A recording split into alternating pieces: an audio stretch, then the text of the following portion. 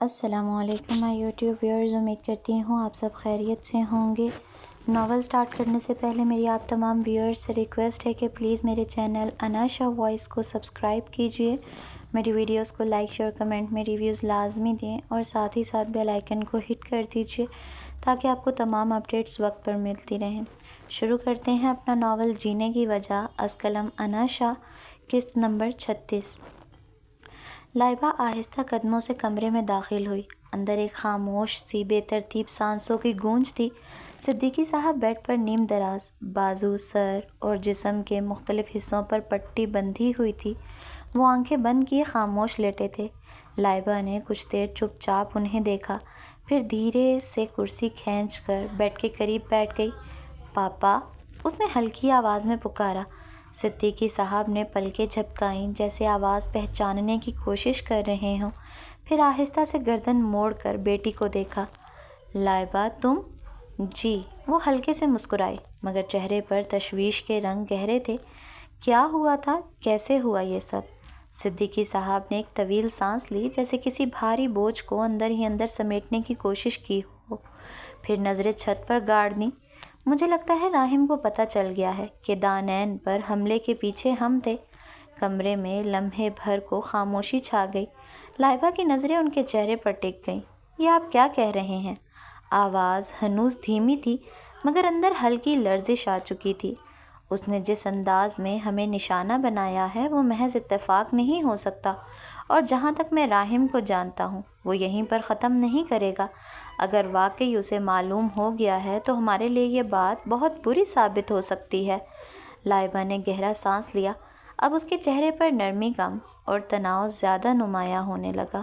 تو مطلب آپ نے اندازہ لگایا ہے یا یہ یقینی ہے کہ وہ جان چکا ہے؟ صدیقی صاحب نے تھکے ہوئے انداز میں گردن ہلائی۔ ابھی اندازہ ہے، مگر راحم جیسا بندہ شک کو بھی حقیقت بنا دیتا ہے۔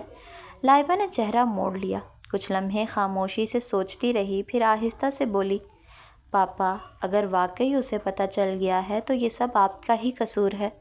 صدیقی صاحب نے چونک کر بیٹی کی طرف دیکھا۔ کیا مطلب؟ آپ نے ہی ان گوار سے بندوں کو ہائر کیا تھا جنہیں ذرا نہیں پتا کہ اپنا کام کیسے کرنا ہے۔ ایک سیدھا سادہ کام تھا، لیکن انہوں نے اسے اتنی بری طرح سے ہینڈل کیا کہ الٹا ہمیں ہی مشکل میں ڈال دیا ہے۔ اب لائبہ کی آواز میں وہی تلخی گھلنے لگی تھی جو اندر کہیں جمع ہو رہی تھی۔ اس نے کوئی شور نہیں مچایا، کوئی چیخ نہیں سنائی دی، مگر الفاظ میں چھپا ہوا غصہ بہت واضح تھا۔ صدیقی صاحب نے لمحے بھر کو کچھ سوچا، پھر دھیرے سے بولے، ہاں، شاید تم ٹھیک کہہ رہی ہو، بندوں کا چناؤ غلط رہا، مگر گھبراؤ نہیں، میں کوئی نہ کوئی حل نکال لوں گا، ابھی کچھ ختم نہیں ہوا۔ لائبہ نے ہلکی سی طنزیہ سانس لی۔ جب تک آپ حل نکالیں گے کہیں راحم ہمارے خلاف اگلا وار نہ کر دے۔ وہ آدمی خاموش نہیں بیٹھتا، آپ اسے جتنا جانتے ہیں اس سے زیادہ سمجھدار اور چالاک ہے وہ، لیکن پھر بھی میں اپنی بیٹی کے لیے اس لڑکی کو راحم کی زندگی سے نکال کر رہوں گا۔ صدیقی صاحب نے ہلکی سی مسکراہٹ کے ساتھ کہا، جیسے خود کو تسلی دے رہے ہوں، جس کے جواب میں لائبہ نے ایک سرد سانس کھینچی اور بولی، اب ہمیں راحم کی سوچ سے 2 قدم آگے چلنا ہوگا، ہمیں وہ سب کرنا ہوگا جہاں پر راحم کی سوچ ختم ہوتی ہے۔ صدیقی صاحب نے آہستہ سے آنکھیں بند کر لیں۔ شام کی نرم روشنی ہر سو اپنے رنگ بکھیرے بیٹھی تھی، اور آغا جان باہر گارڈن میں کرسی پر تسبیح کے دانے پھیرتے خاموش بیٹھے تھے۔ ان کی پیشانی پر فکر کی گہری لکیریں واضح تھی، جیسے بہت کوئی اہم بات سوچ رہے ہوں۔ آغا جان، پریشے نے دبے قدموں سے آ کر ان کے قریب بیٹھتے ہوئے ان کے ہاتھ کو ہلکے سے تھاما۔ اس کے پیچھے پیچھے ماہنور بھی آئی، لیکن اس کا انداز پریشے سے مختلف تھا، جیسے اپنی بات منوا کر ہی جائے گی۔ ہمیں ہسپتال جانا ہے، پلیز آغا جان۔ دانین آپی کو دیکھے پورا 1 دن ہو گیا ہے، ان کی طبیعت کیسی ہے کچھ پتہ ہی نہیں چل رہا، ہمیں جانا چاہیے۔ پریشے کی آواز میں التجا تھی اور آنکھوں میں ضد سی چمک رہی تھی۔ جی آغا جان، آپ کو پتہ ہے نا وہ اکیلی کیسی ہوگی وہاں، ہم اسے تھوڑا سا اپنا چہرہ دکھا دیں گے تو کیا پتہ وہ جلدی ٹھیک ہو جائے۔ ماہنور نے ضدی لہجے میں بات کی، جیسے نہ مانے جانے کا خدشہ پہلے ہی محسوس ہو چکا ہو۔ آغا جان نے تسبیح کے دانے تھام کر ان دونوں کی طرف دیکھا جو بیٹھی ان کا دماغ کھا رہی تھیں اور عجیب و غریب سی وضاحتیں دے رہی تھیں، اور پھر آہستگی سے سانس بھری۔ بیٹا، ابھی گھر میں کوئی بھی مرد نہیں ہے جو آپ لوگوں کو لے کر جائے۔ سہیل اور ارسلان تو شہر سے باہر ہیں۔ ماہنور نے فوراً زبان کھولی، تو ہم اکیلے چلے جائیں؟ کار تو ہے گھر میں۔ نہیں بیٹا، ایسا نہیں ہوتا، میں کیسے تم دونوں کو یوں اکیلا بھیج دوں؟ شام کا وقت ہے اور تم دونوں لڑکیاں ہو۔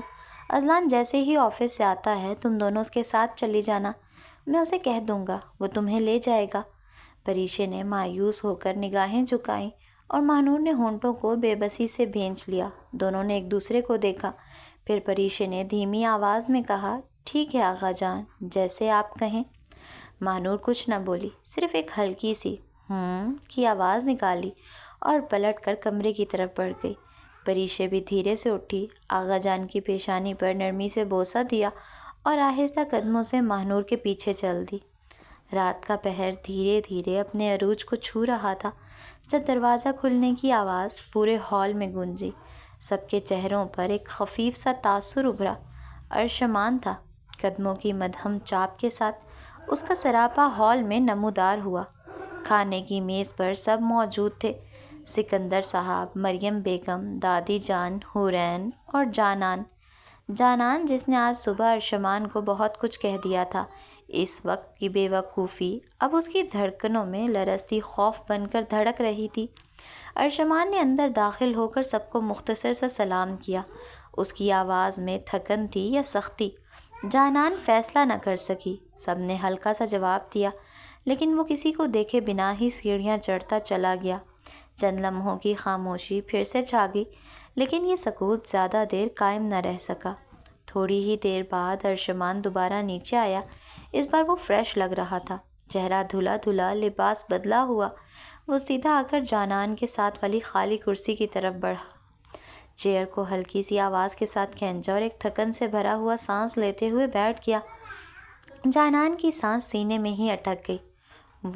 وہ یہاں کیوں بیٹھ گیا؟ اتنے سارے لوگ، اتنی ساری کرسیوں میں سے یہیں؟ اسے اپنے ہاتھوں سے پلیٹ ہلتی ہوئی محسوس ہوئی، جسم کانپنے لگا، پلکیں لرزیں۔ ابھی صبح ہی تو اس نے ہمت کر کے سب کچھ کہہ دیا تھا، سب جو دل میں تھا وہ زبان پر لے آئی تھی، اور اب اسے لگ رہا تھا کہ ارشمان اسے اس کی ہر بات کی سزا دے گا۔ اس نے فوراً ہاتھ کھینچے، کھانے کی پلیٹ پر ہاتھ روک لیا۔ وہ اٹھنے ہی لگی تھی کہ ارشمان نے اپنی آئی برو اچکائی، نگاہ جانان پر مرکوز ہوئی، خاموش نگاہ، لیکن سوالی۔ نہیں، یہ سوال نہیں، حکم تھا۔ کدھر جا رہی ہو؟ جانان نے نظریں گڑبڑاتے ہوئے ادھر ادھر دوڑائیں۔ کوئی بہانہ چاہیے تھا، کوئی بھی، لیکن زبان جیسے کانپ گئی ہو۔ میں نے کھانا کھا لیا ہے، ہاتھ دھونے جا رہی ہوں۔ ارشمان کا انداز سرد تھا، لیکن لہجے میں وہی شدت جو اس کے الفاظ کو دھمکی بنا رہی تھی۔ تمہارا سارا کھانا پلیٹ میں ویسے کا ویسا پڑا ہے، چپ چاپ یہاں بیٹھ جاؤ اور کھانا کھاؤ۔ میز پر بیٹھے سکندر صاحب، مریم بیگم اور دادی جان جو کافی دیر سے خاموشی سے ان دونوں کو دیکھ رہے تھے، اب بول پڑے۔ ارشمان، جانان کا جتنا دل تھا اس نے کھا لیا ہے، تم کیوں اسے مجبور کر رہے ہو؟ مریم بیگم کا لہجہ نرمی سے بھرا ہوا تھا، لیکن ارشمان کے چہرے پر ایک لمحے کے لیے بھی نرمی کا عکس نہ ابھرا۔ ماما، میں نے جب کہہ دیا ہے کہ یہ پوری اپنی پلیٹ ختم کر کے جائے گی، تو اس کا صاف مطلب ہے کہ یہ اپنی پلیٹ ختم کر کے ہی جائے گی۔ مریم بیگم کی زبان جیسے بند ہو گئی، انہوں نے نظریں نیچی کر لیں۔ سکندر صاحب نے ہلکی سی سانس خارج کی اور دادی جان نے اپنی کرسی پر ہاتھ سختی سے رکھ لیا۔ کسی میں مزید کہنے کی ہمت نہ رہی۔ جانان اب بھی وہیں کھڑی تھی، وہیں سے پلٹنے کے 2 قدم پر، لیکن اگلے ہی لمحے ارشمان کی انگلیاں اس کی کلائی کے گرد سختی سے بند ہوئیں۔ بیٹھو۔ اس کا لہجہ اب کسی وارننگ سے کم نہ تھا۔ جانان کی آنکھیں یکدم پھیل گئیں، وہ پل بھر کو لرز گئی۔ اور کھانا ختم کرو، مجھے یہ پلیٹ 10 منٹ کے اندر اندر صاف ستھری چاہیے۔ ایک دانہ بھی بچا تو تمہیں پتہ ہے کیا ہوگا۔ جانان کچھ کہہ نہ سکی، آنکھوں میں آنسو بھرنے کو تیار تھے، لیکن ضبط کر گئی۔ اس کی نظریں پلیٹ پر مرکوز ہو گئیں۔ حلق تک نوالا نہیں جا رہا تھا، لیکن ارشمان کی نظروں کی تپش اسے ہر نوالا چبانے پر مجبور کر رہی تھی۔ وہ بیٹھ گئی، ایک خاموشی سے بھرپور شکست خوردہ انداز میں۔ ارشمان اپنی جگہ بیٹھا اسے دیکھ رہا تھا، کسی فاتح کی طرح، یا شاید کسی ایسے شخص کی مانند جسے اپنا اختیار جتانا آتا ہو۔ جانان کو ہر نوالہ زہر لگ رہا تھا، لیکن وہ کھا رہی تھی، کیونکہ وہ جانتی تھی ارشمان کا حکم کبھی بھی صرف ایک جملہ نہیں ہوتا۔ کوریڈور میں سب خاموشی سے کھڑے تھے۔ شاہ ہاؤس اور سکندر ہاؤس کے تمام افراد وہیں تھے۔ کچھ بیٹھے تھے، کچھ دیوار سے ٹیک لگائے، اور کچھ بس بے چینی سے وقت گزرنے کا انتظار کر رہے تھے۔ آج دانین کی دوسری سرجری ہو رہی تھی۔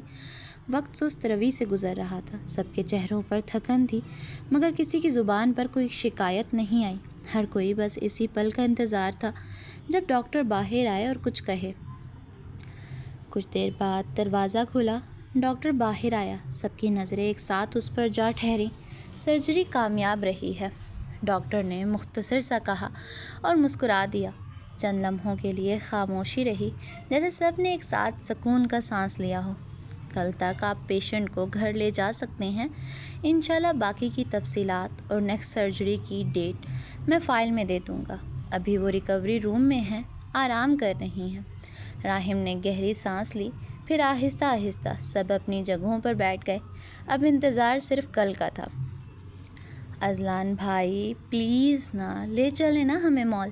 پریشا نے لاؤنج میں پڑے صوفے پر نیم دراز ہوتے ہوئے اپنا آخری کارڈ کھیلا۔ آواز میں جان بوجھ کر وہی بچکانہ نرمی گھلی جو اکثر اذلان کو تنگ کرنے کے لیے استعمال کرتی تھی۔ ہم نے دانین آپی کے ویلکم بیک کے لیے سب کچھ پرفیکٹ رکھنا ہے، اور اگر ہم رات گئے تو تیاری کس وقت کریں گے؟ اذلان جو سامنے کرسی پر بیٹھا لیپ ٹاپ پر کچھ کام کر رہا تھا، رک کر اس کی طرف مڑا۔ پریشا بچے، ابھی میں بزی ہوں، رات کو چلیں گے، اوکے؟ پریشا نے فوراً منہ بنایا، ناک چڑھائی اور دونوں ہاتھ سامنے موجود ٹیبل پر بجاتے ہوئے منہ کے گندے گندے ڈیزائن بنانے لگی۔ ماہنور آپی، اب آپ ہی کچھ بولیں، میرا تو دل ہی ٹوٹ گیا ہے۔ اس نے ماہنور کی طرف منہ پھیر کر ایک اداکارہ جیسا افسردہ چہرہ بنایا۔ پھر ماہنور جو پریشا کی اوور ایکٹنگ دیکھ کر اپنی ہنسی دبا رہی تھی، اب سنجیدہ ایکسپریشنز بنا کر آگے بڑھی۔ اذلان پلیز لے چلیں نا، دیکھیں اگر ہم رات کو جائیں گے تو تیاری کس ٹائم پہ کریں گے؟ پھر وہ دونوں ہاتھ جوڑ کر ہلکی ہلکی آواز میں مسلسل بولنے لگی، please please please please. Azlan نے ماہنور کی طرف دیکھا تو اس کا دل دھک سے رہ گیا۔ وہ جو کچھ لمحے پہلے موبائل پر کیلنڈر دیکھ رہا تھا، اب ماہنور کے چہرے کو ان معصوم مگر شرارتی تاثرات میں کہیں کھو گیا۔ وہ ہلکی سی گردن جھکائے، آہستہ سے پلکیں جھپکاتے اور اتنی کیوٹ ایکسپریشن کے ساتھ جیسے ایک لمحے میں اذلان کا ضبط آزما رہی تھی۔ دل تو چاہا کہ اسی وقت اسے اپنی باہوں میں سمیٹ لے، کہیں چھپا لے، سب سے دور، مگر اس نے اپنے جذبات پر زبردستی قفل لگایا۔ نہیں، ابھی نہیں۔ وہ نہیں چاہتا تھا کہ کوئی ایسا قدم اٹھا بیٹھے جس سے ماہنور اسے لے کر بدگمان ہو جائے۔ وہ وقت دینا چاہتا تھا، اسے، خود کو، اس رشتے کو۔ اذلان نے ایک گہرا سانس لیا۔ ٹھیک ہے، پھر صوفے سے اٹھتے ہوئے ان دونوں کی طرف انگلی سے اشارہ کیا۔ تم دونوں کے پاس صرف 5 منٹ ہیں، اگر 5 منٹ میں گاڑی میں نہ ملی تو نہ ابھی لے کر جاؤں گا نہ رات کو۔ پریشا نے جیسے ہی اس کے الفاظ سنے ایک دم صوفے سے چھلانگ لگا دی، ایک ہاتھ اوپر کی طرف اٹھایا اور زور سے چیخی، یاہو بھائی، you are the world best بھائی۔ اذلان کے ہونٹوں پر ہلکی سی مسکراہٹ ابھر آئی، جیسے وہ اس ایک لمحے میں بہن کی خوشی کے سامنے ہر تھکن، ہر مصروفیت بھول گیا ہو۔ اس نے ہلکے سے نفی میں سر ہلاتے ہوئے لیپ ٹاپ بند کیا اور دروازے کی طرف چل دیا۔ 5 منٹس، وہ جاتے جاتے دوبارہ یاد دہانی کرواتا ہوا بولا۔ ماہنور اور پریشا نے ایک دوسرے کو دیکھا اور پھر بنا کسی مزید بات کے بھاگتی ہوئی اپنے کمروں کی طرف دوڑ گئیں، جیسے میدان جنگ میں کوئی جیت گئی ہو اور اب جشن کی تیاری باقی ہو۔ ماہنور آپی پلیز وہ والا ہینڈ بیگ لینا، آپ پہ بہت سوٹ کرے گا۔ پریشا نے اپنے دونوں ہاتھوں میں بیگ کو تھام کر ایسے پیش کیا جیسے کوئی ہیرا پیش کر رہی ہو۔ پریشا، یہ بہت مہنگا ہے اور مجھے ضرورت بھی نہیں، ماہنور نے نرمی سے کہا، لیکن آنکھوں میں ہنسی چھپی تھی۔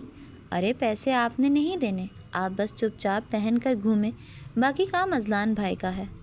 بہت شکریہ۔ اذلان نے تھوڑا طنزیہ انداز اپنایا۔ اذلان بھائی، آپ نے خود ہی کہا تھا جو چاہو لے لو، اب جو چیز پسند آئے گی وہ لیں گے ہی نا؟ परीशा ने आंख दबाकर शरारत से कहा। हाँ, लेकिन मुझे लगा था कि तुम दोनों दानैन को वेलकम बैक करने के लिए डेकोरेशन की चीज़ें लेने के लिए आई हो। ओ अच्छा, वो तो हमने ड्राइवर बाबा से मंगवा ली थी।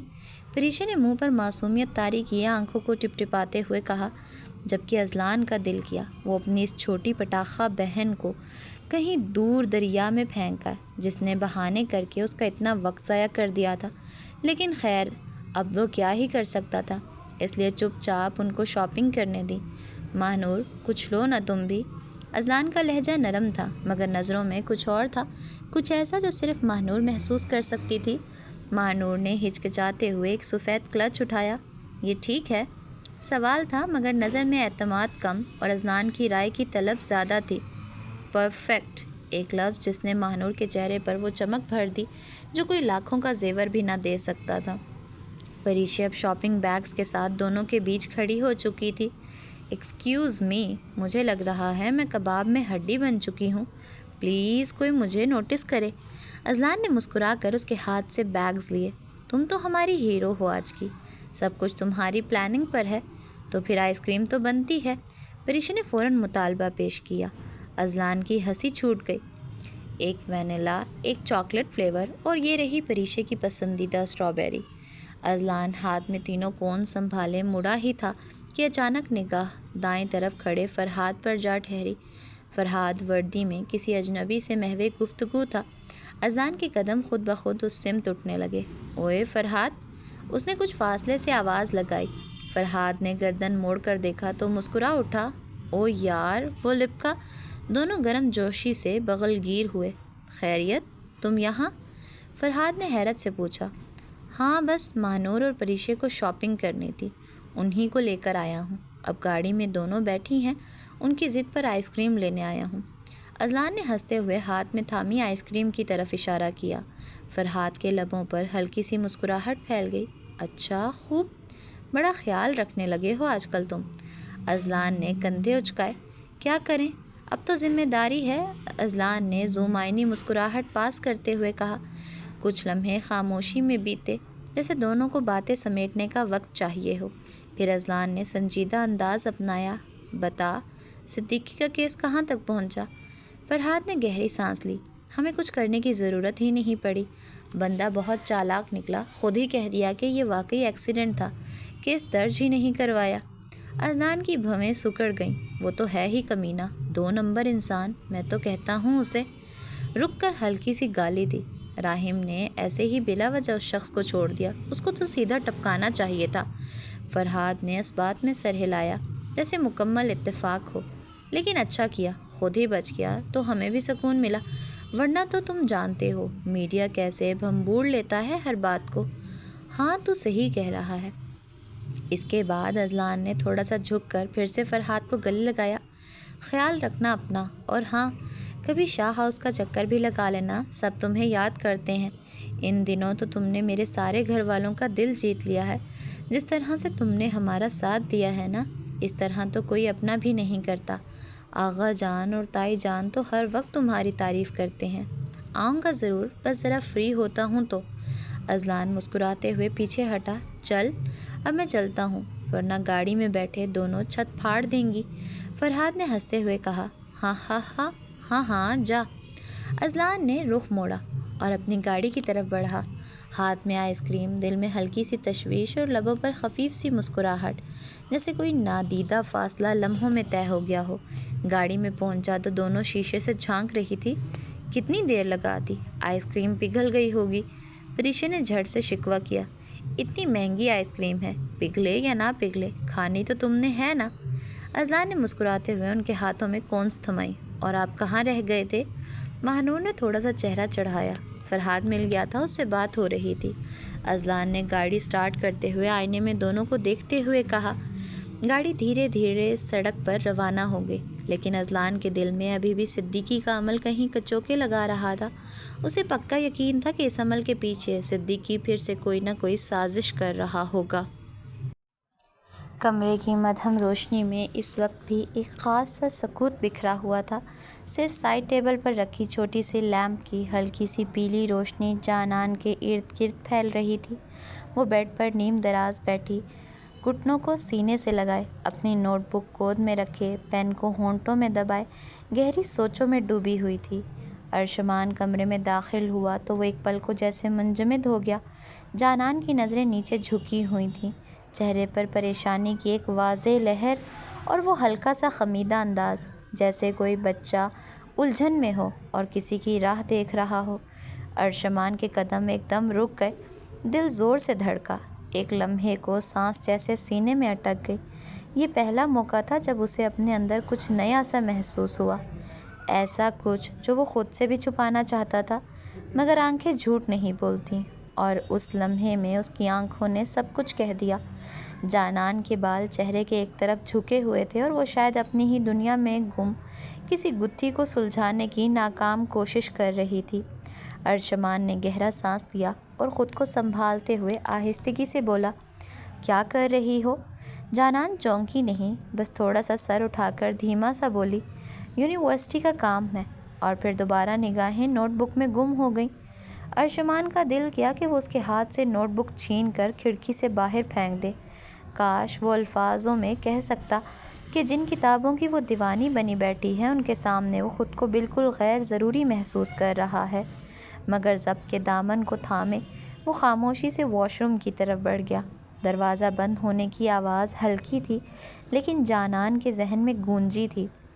کچھ دیر بعد جب وہ واپس آیا تو جانان اسی پوزیشن میں بیٹھی تھی، چہرہ پہلے سے زیادہ تھکا ہوا اور پیشانی پر فکر کی لکیریں صاف دکھائی دے رہی تھی۔ ارشمان نے ایک لمحہ اسے دیکھا، پھر دوبارہ مخاطب ہوا، کوئی پریشانی ہے؟ جانان کا دل چاہا وہ انکار کر دے، خاموشی اختیار کر لے، لیکن وہ تھک چکی تھی، جسم سے زیادہ دماغ تھک چکا تھا۔ مجھے یہ کوئسچن سمجھ نہیں آ رہا، اس نے دھیرے سے کہا، جیسے خود کو کمزور ثابت کرنے میں شرمندگی ہو۔ ارشمان نے بغور اسے دیکھا، مجھے تو یاد نہیں پڑتا کہ تم نے کبھی کسی سے کچھ سمجھا ہو۔ جانان نے ایک گہری سانس لی، پھر دھیما سا مسکرانے کی کوشش کرتے ہوئے بولی، ہاں میں نے کبھی ٹیوشن نہیں لی، ہم تینوں ایک دوسرے کو سمجھا دیتی تھیں، میں، ماہنور اور پریشے، ہم کمبائن اسٹڈی کرتے تھے، اب اکیلے مشکل ہو رہا ہے۔ ارشمان نے ہلکا سا سر ہلایا، جیسے اسے یہ جان کر دلی سکون ملا ہو، پھر یکدم اس کے چہرے پر شرارتی کم اور شیطانی زیادہ کہیں تو بہتر ہوگا مسکراہٹ ابھری۔ میں تمہیں یہ کوئسچن سمجھا سکتا ہوں، لیکن وہ رکا، اس کا معاوضہ لوں گا۔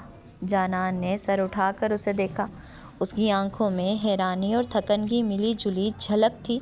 کیا مطلب؟ مطلب یہی کہ مفت میں تو کچھ بھی نہیں ملتا، وہ لاپرواہی سے بولا، کوئی نہ کوئی قیمت تو ہے۔ جانان نے پل بھر کو سوچا بھی نہیں، بس آہستگی سے بولی، ٹھیک ہے جو کہیں گے دے دوں گی۔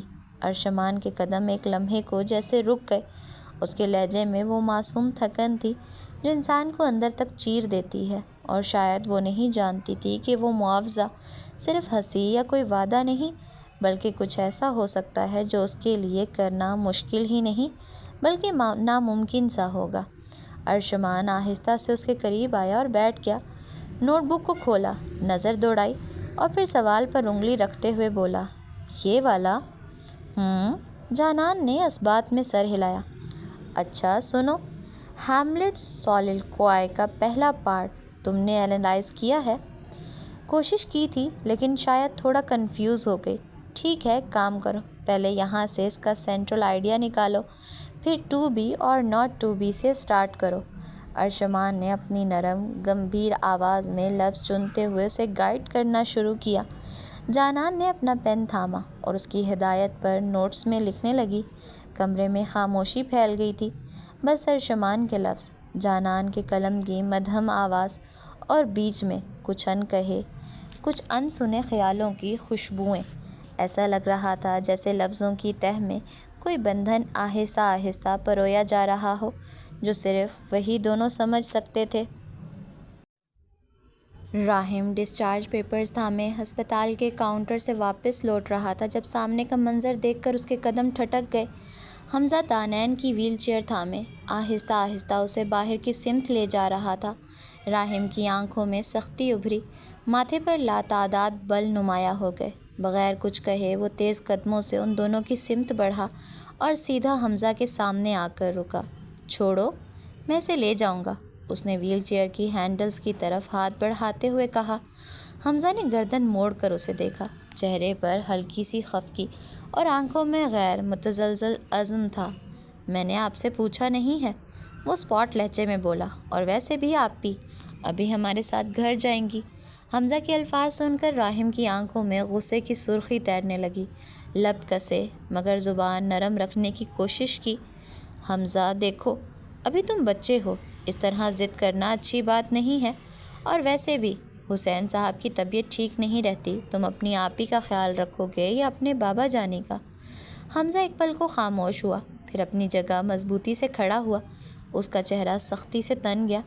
میں اتنا بھی چھوٹا نہیں ہوں کہ دونوں کا خیال نہ رکھ سکوں، میں اپنے بابا جانی اور آپی دونوں کا خیال رکھ سکتا ہوں۔ ان دونوں کے لہجوں میں چھپی تلخی دانین کے دل کو چیرنے لگی، اور جب وہ دونوں بحث میں الجھتے گئے تب تک حسین صاحب بھی پاس آ چکے تھے۔ دونوں باپ بیٹی ان کی تلخ کشمکش دیکھ کر الجھن کا شکار تھے۔ خاموشی کو توڑتے ہوئے دانین نے نرمی سے کہا، راحم، میں کچھ وقت بابا جانی اور حمزہ کے ساتھ گزارنا چاہتی ہوں۔ اس کے لہجے میں ایک التجا تھی، مگر راحم کا دل جیسے کسی نے مٹھی میں لے لیا ہو۔ اس نے نہ جانے کتنے وعدے کیے تھے اپنے آپ سے کہ اب دانین پر کوئی زور نہیں ڈالے گا، کوئی پابندی نہیں لگائے گا، مگر اس وقت وہ سب وعدے مٹی ہو گئے۔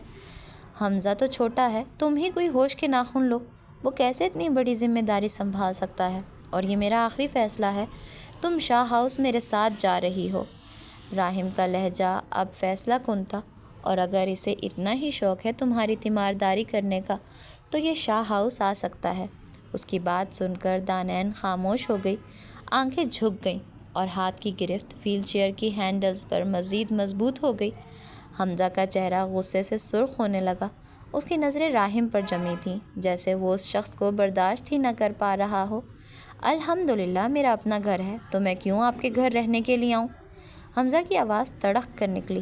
راحم نے اس کی طرف سخت نگاہوں سے دیکھا، لب بھینچ لیے اور لمحے بھر کو خاموشی اختیار کی، مگر وہ خاموشی کسی طوفان سے کم نہ تھی۔ بات مزید بڑھنے ہی والی تھی کہ حسین صاحب کی آواز گونجی، جو اپنے بیٹے کو ناراض دیکھ کر بے چین ہو گئے تھے۔